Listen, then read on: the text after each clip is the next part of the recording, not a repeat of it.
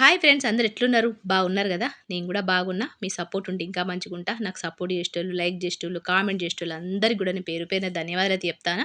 కొత్తగా ఎవరైనా ఛానల్ చూస్తున్నట్లయితే కొద్దిగా లైక్ జేసి, సబ్స్క్రైబ్ చేసుకొని సపోర్ట్ చేస్తారని అనుకుంటానా. అయితే నిన్నైతే నాకు వీడియో అయితే పెట్టలేదు. మీకైతే తెలిసిందే గదా! నేను ఎందుకు పెట్టలేదంటే ఒక రీజన్ ఉన్నది. అస్సలు పెట్టబుద్ధి గాలేదు, మాట్లాడబుద్ధి గాలేదు, రికార్డ్ చేయబుద్ధి గాలేదు. అసలు సప్పుడేగా అయితే వండుకున్నా.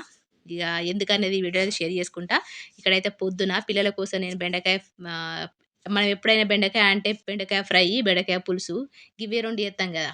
ఇయాలైతే మీకోసం మంచిగా కొత్త రెసిపీ బెండకాయ మసాలా కర్రీ చేత్తానా. మీ పిల్లలకు బెండకాయ ఇష్టం లేకపోతే ఎప్పుడు గదే బెండకాయ ఫ్రై, పులుసు చేసుడు అని అనిపిస్తే మీరిట్లా ట్రై చేయండి. చాలా ఈజీగుంటది. చాలా కొత్తగుంటది. టేస్టీగుంటది. మీ పిల్లలైతే లొట్టలేసుకొని తింటారు.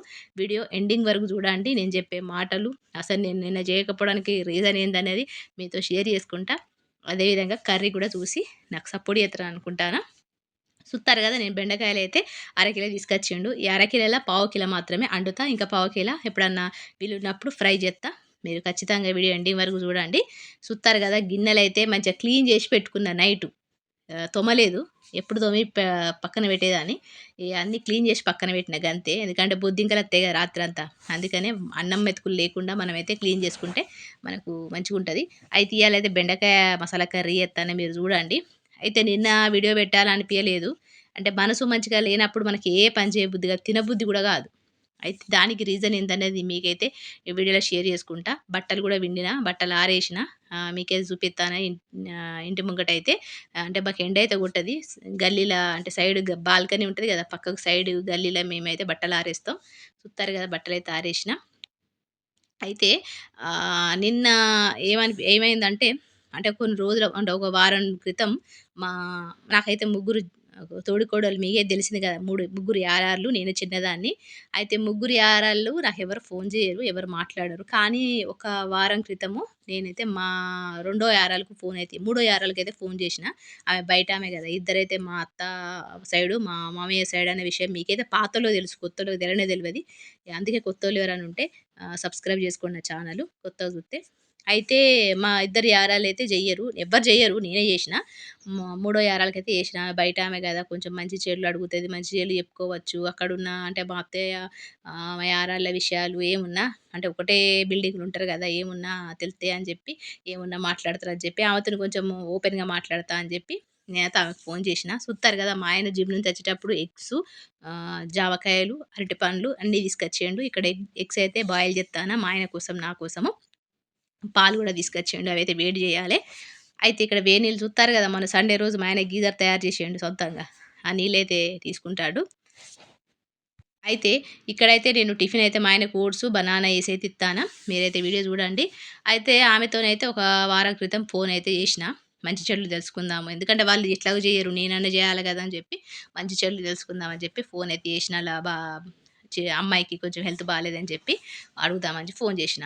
ఫోను చేస్తే ఏమైంది, ఇక్కడ చూత్తారు గదా! బనానాలన్నీ గూడా తీషిన. ఫోను జేషిన. ఫోను జేషిన తర్వాత మంచి చెడులు, అత్తమ్మ ఎట్లున్నది, అక్కడ ఉన్నోళ్ళు అంటే మామయ్య ఎట్లున్నడు, మీ పిల్లలు ఎట్లున్నరు, మా అమ్మాయికి జ్వరం వచ్చిందట గదా! అన్నీ అడిగిన. అన్నీ అడిగితే కొంచెం ఓపెన్ అప్‌గా ఉంటది. మంచిగా ఆమె బయట ఆమె గాబట్టి పర్సనల్ ఏమైనా షేర్ చేసుకుంటాం గాబట్టి, ఇగ మా తోడికోడలితోనైతే షేర్ చేసుకుంటా. అంటే మొన్న మీకైతే తెలిసిందే గదా! మొన్న దీపావళికైతే నేను మా అత్తోళ్ళ ఇంటికి పోయిన. మా అత్తోళ్ళ ఇంటికి పోతే మా అత్త మాత్రం నాకైతే ఘోరంగా గొడవ పెట్టుకోవాలని చూషింది. పాతోళ్ళకి తెలుసు, కొత్తోళ్ళకి తెలవది. ఏం చెప్తాందో అర్థం గాదు గూడా. అయితే మా అత్తయ్య అయితే దీపావళికి పోతే కావాలనే నాతోని గొడవ పెట్టుకున్నది. అంటే ఎట్లా గొడవ పెట్టుకున్నదంటే, ఉన్నదే 2 రోజులు. 2 రోజులు కాదు, 3 రోజులున్నా. ఆ 3 రోజులలోనే నాకు ఏమంటారు, చుక్కలు చూపిచ్చింది. ఏందనేది గూడా షేర్ చేసుకుంటా. ఇక్కడ మా ఆయన కోసం ఎగ్ బాయిల్ చేషినా గదా! అయితే ఫ్రై జేత్తానా. ఇక్కడైతే ఉప్పు, కారం ఏసేసుకొని మంచిగా ఎగ్ ఏసుకొని ఫ్రై చేసుకొని ఇత్తే అయిపోతది. అయితే ఆ దీపావళికి పోయినప్పుడు కావాలనే మా ఆయనైతే చెప్పిండు, "నిన్ను కావాలని రెచ్చగొడతదే మా అమ్మ. మా అమ్మకు గొడవ పెట్టుకోవడం అంటే బాగా ఇష్టం. ఇగ నువ్వు బయట దానివి గదా! నువ్వు లవ్ మ్యారేజ్ చేసుకున్నావు కాబట్టి నీ మీద ఎక్కువుంటది కోపము. ఎప్పుడొచ్చినా నీతోని గొడవ పెట్టుకోవాలని చూత్తది. నువ్వు కోపమైతే పడకు. నువ్వు ఓపికగుండు. నేను చెప్పినట్టు నువ్వు చెయ్యి. మా అమ్మ ఏమన్నా గూడా సప్పుడేకుండు. మాటకు మాట ఇయ్యకు. ఒకవేళ మాటకు మాట ఇచ్చినావనుకో అది పెద్దగా చేత్తది. ముగ్గురు కొడుకులకు చెప్పుకుంటది. ముగ్గురు కోడళ్ళకి చెప్పుకుంటది. అందరికి చెప్పుకొని నువ్వే తప్పు, నువ్వే ఆమెకు హెల్త్ ఖరాబ్ చేసినావు అన్నట్టుగా పేరు చెప్పి పోతది. గట్ల చేత్తది. మనం ఉండేదే 3 రోజులు. ఆ 3 రోజులు ఆరోగ్యంగా అంటే ఏమనకుండా ఉండు. మా అమ్మని ఆరోగ్యంగా ఉంచు. ఏమన్నా అయినా గూడా నా వల్లనే అయిందని జెప్పి అంటే నీ వల్లనే అయిందని జెప్పి అంటారు వాళ్ళందరూ గలిసి అని మా ఆయనైతే చెప్పిండు. ఇగ మా ఆయన చెప్తే నేనేం జేసినా సరే ఇగ మా ఆయన చెప్పినట్టు ఇంటా ఎందుకు ఇగ భర్త చెప్పినట్టు ఇనకపోతే ఇంకెవరు చెప్పినట్టు ఇంటావని జెప్పి మా ఆయన చెప్పినట్టుగానే నేనైతే ప్రిపేర్ అయ్యి దీపావళికైతే పోయినాం. ఈ విషయమైతే మీకు తెలిసిందే. చూత్తారు గదా! ఎగ్ అయితే ఫ్రై చేసుకున్నా. ఇక దీపావళికైతే పోయినాం. అక్కడ 3 రోజులల్లా ఒక్క రోజు ఫస్ట్ రోజు నార్మల్‌గా మాట్లాడింది. రెండో రోజు నుంచి స్టార్ట్ చేసింది. "నువ్వు సన్నగయినవు, నువ్వు అది తింటానవు, ఇది తింటాలేవు, నువ్వు గిట్ల సన్నగయితే ఎట్లా? నువ్వు అదెట్లా? ఇదెట్లా?" అని చెప్పి నాకు కోపమొచ్చే మాటలు బాగా అనుకుంటా పోయింది. ఇగ అట్లనే చూత్తారు కదా! బెండకాయలైతే నేను పెద్దగా కడిగేసి చీరికైతే పెడతాను మధ్యల. ఎందుకంటే మనకు ఉప్పు, కారం పోవాలి కదా! మసాలాలంటే. అయితే కోపమైతే వచ్చేలాగా చేసింది అన్ని మాటలనుకుంటా. "నువ్విట్లయినవు, అట్లయినవు, చూడ్డానికి సన్నగయినవు, తింటలేవా తిండి, ఎప్పుడు ఆలోచిస్తావు, ఎప్పుడు అదే లోకం ఉంటావు" అని చెప్పి నానా మాటలన్నది. నేనన్నా ఇగ అసలు అక్కడనే సప్పుడేకుంటే అయిపోయేది. కానీ సప్పుడేక ఉండకుండా ఇగ నాకు ఆరోగ్యం బాలేకుండే అందుకే ఇట్లా అయినా, నాకెవ్వరు ఫోను జేయరు. అమ్మ, నాన్న లేరనే విషయం తెలిసినా గూడా నాకెవ్వరు ఫోను జేయరు. నేనే ఫోను జేయాలె. నన్నెవ్వరు పట్టించుకోరు అని గిట్లా చెప్పిన. అసలు అది గూడా చెప్పాల్సింది గాదు. ఏదో ఏదో అట్లా చెప్తానన్న కొంచెం ప్రేమ చూపిత్తదేమో మా అత్త అని జెప్పి నేనైతే మా అత్తతోనైతే చెప్పినా గూడా మా అత్తయితే ఏం ప్రేమ చూపియలేదు. లాస్ట్‌కి గొడవ పెట్టినట్టే చేసింది. ఆ మాట అన్నందుకు అందరితోని జెప్పింది. ఇగ అదంతా మంచినే ఉన్నది. ఇగ దీపావళికి 2, 3 రోజులు ఎటునో గడిపిన. ఇంటికైతే వచ్చిన. హైదరాబాద్‌కొచ్చేసినాం ఇగ. వచ్చిన తర్వాత ఇగ మా ఆయనకైతే ఇగ ఇక్కడ చూస్తారు కదా! నేను బెండకాయలు, టమాటాలు, ఉల్లిపాయలైతే మంచిగా కడిగేసుకున్నా. కొంచెం పెద్ద పెద్దగా కడిగేసుకుంటాను. ఇవి నూనెలో ఏయించుకొని 2 నిమిషాలు హై ఫ్లేమ్‌లో వేయించుకొని పక్కనైతే పెట్టుకోవాలి. మనం మసాలా అయితే తయారు చేసుకుందాము గ్రేవీ. ఇక్కడ మిక్సీలో అయితే నేను కొన్ని టమాటాలు, పచ్చిమిర్చి, అల్లం, వెల్లుల్లి, కాజు ఇవన్నీ ఏసుకొని మంచిగా మిక్సీ అయితే పట్టుకోవాలి. అయితే ఇంటికైతే అచ్చినాం. ఇంటికచ్చిన తర్వాత ఇగ మా ఆయనకైతే ఫోను జేసి భార్య జూషినవారు నేనేమనలేదు. గిట్ల సన్నగెందుకైనవే? ఆరోగ్యం మంచిగా లేదా? మంచిగా తినాలే. అంత సన్నగా కాళ్ళు చేతులయినయి అని జెప్పి నేనంటే అది నా మీద కోప్పడ్డదని జెప్పి ఇగ అందరికి జెప్పింది. మా ఆయనకు గూడా జెప్పింది. కానీ మా ఆయన ఏం పట్టించుకోలేదు. అయితే ఆ విషయం అంతా ఏమైంది? ఇదంతా మనకు తెలిసిన విషయమే గదా! నాకైతే జరిగిన విషయం మీకైతే చెప్పుకున్నా. సుత్తారు గదా! ఇక్కడ నేను కాజు అన్నీ యేసుకున్నా. ఇట్లా యేసుకొని మంచిగా మిక్సీ అయితే పట్టుకోవాలి. ఇలా నేను పెరుగు గూడా యేసుకుంటానా. కొద్దిగా ఉల్లిపాయలు గూడా సన్నగా కడిగేసుకున్నా. ఇవి ఫ్రై చేసుకోవడం కోసము. మంచిగా టేస్ట్ ఉంటది. మీరు ఖచ్చితంగా ట్రై చేయండి. కొత్త రెసిపీ. ఎప్పుడైనా బెండకాయలు పావు కిలో ఉంటే ఇట్లా ట్రై చేయండి. అయితే ఇగ ఇక్కడ నూనె అయితే పోసుకుంటానా. అయితే ఇగ ఇంటికైతే అచ్చిన తర్వాత మా ఆయనకైతే చెప్పింది. మా ఆయన పట్టించుకోలేదు. ఇగ నాకేమైంది ఇగ ఇంటికచ్చిన తర్వాత మా తోడికోడలితోని వాళ్ళ బిడ్డకి మంచిగా లేదని చెప్పి ఫోన్ అయితే చేసిన. ఫోన్ చేసిన తర్వాత చూత్తారు కదా! ఇక్కడ బెండకాయలయితే ఫ్రై చేసుకుంటానా. ఉల్లిపాయలు, బెండకాయలు, టమాటాలు అన్నీ కూడా ఫ్రై చేసుకొని 2 నిమిషాల తర్వాత తీసేసుకొని అందులోనే మనము కర్రీ అయితే చేసుకుందాం.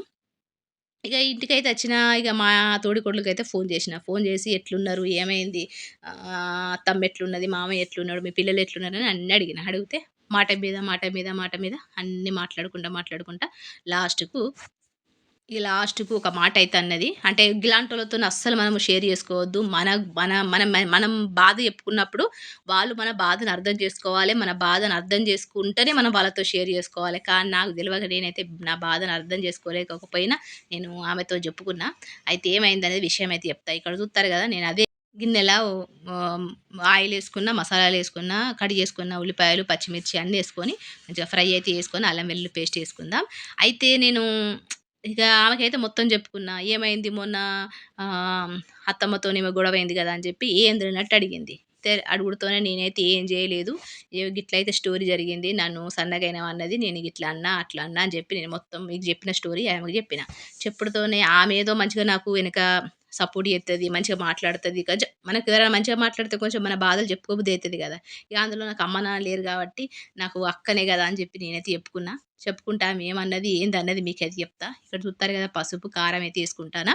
మనకెప్పుడు గాని మనం ఏదైనా మన కష్టం చెప్పినప్పుడు వాళ్ళు రెస్పాన్స్ ఇయ్యలేదు. అంటే మన మాట ఇనలేదు. అంటే మనం చెప్పేటప్పుడు సపోర్ట్ చేయలేదు. దానికి ఆన్సర్ ఇయ్యలేదు. మనం చెప్తే మనం చెప్పిన మాటను మనం పట్టించుకోకుండా వేరే టాపిక్ తీసినా ఇలాంటోళ్ళు ఉంటారు కదా! వాళ్ళని అస్సలు దోస్తులు అనుకోవద్దు. వాళ్ళు అస్సలు మనోళ్ళు కాదనుకోవాలి. వాళ్ళు మనకు సాయం చేయరు.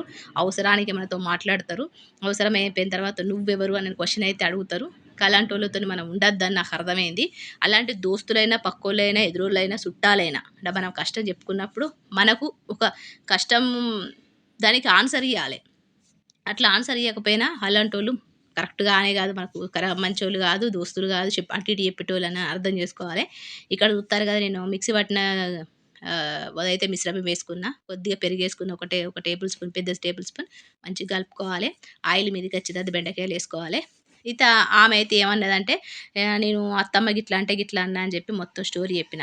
చెప్పుడుతోనే అవునా! నువ్వు గట్లా గొడవ పెట్టుకొనైతే నువ్వు పోయినవు గదా! నువ్వు పోయిన తర్వాత నీ గురించి మొత్తము ముగ్గురు కొడుకులకు, వాళ్ళ భర్తకు, కోడళ్ళకు, అచ్చినోళ్ళకు, పోయినోళ్ళకు నీ గురించి చెప్పింది. నువ్వు అట్లా చెప్పాల్సింది గాదు అని చెప్పి అన్నది. సరే ఇగ నాకు ఆ విషయం తెలిసిందే గదా! అటు ఇటు చెప్తది మా అత్త అని నాకైతే తెలిసిందే గాబట్టి నేనేం పట్టించుకోలే. కానీ ఇంకొక మాట అన్నది. ఇగ గప్పుడు ఇగ నాకు మనసైతే ఇరిగిపోయింది. అంటే ఆమన్నదో మరి పుట్టిచ్చిందో దెలవదు గానీ, వాళ్ళన్నారో లేదో గానీ, ఆమె పుట్టిచ్చిందో లేదో గానీ, ఆమెతోని ఎప్పుడు ఫోన్‌లో మాట్లాడిన. అంటే మా మూడో తోడికోడలితోని ఎప్పుడు మాట్లాడిన నాకైతే పరేషానే పెడతది. ఏదన్నా నాకెవ్వరు లేరు గదా! ఆమెతోని బయటామె గదా! కొంచెం కష్ట సుఖాలు పంచుకుంటదని జెప్పి నేను ఫోన్‌లు జేత్తే, ఆమె నాకైతే ఎప్పుడు మనసు బాధపెట్టే మాటలు జెప్తది. ఎప్పుడు గొడవ పెట్టుకునే మాటలే జెప్తది. ఏం జెప్పిందనేది జెప్తా. ఇక్కడ కొద్దిగా నీళ్ళైతే పోసుకున్నా. అయితే ఇగ నేను జెప్పిన తర్వాత ఏమన్నదంటే, "నువ్వు ఇంకోసారి అత్తతోని గొడవ పెట్టుకున్నావనుకో" అంటే గొడవ పెట్టుకుంటే ముగ్గురు కొడుకులైతే డిసైడ్ అయ్యిర్రు. స గు గు డిసైడ్ అయ్యిర్రు. ఏమనంటే, ఇంకోసారి గొడవ పెట్టుకొని అమ్మ ఆరోగ్యం పాడు జేత్తే ఆమెని ఇంటికి రానియద్దు" అని జెప్పి అన్నది. అంటే ఆళ్ళన్నారని ఈమన్నది. అది ఎంతవరకు నిజం అనేది మనకు దెలవదు. సూత్తారు గదా! మసాలాలో మంచిగా ఫ్రై అయిన తర్వాత నేను బెండకాయలు అవన్నీ అయితే యేసుకొని మూత పెట్టి మంచిగా ఉడికించుకుంటే మనకైతే బెండకాయ మసాలా కర్రీ అయితే రెడీ అయిపోతది. అయితే గట్లన్నది. నేనేం అడగలే. ఎవరు మాట్లాడుకున్నారు? మీ హస్బెండ్ గూడానా?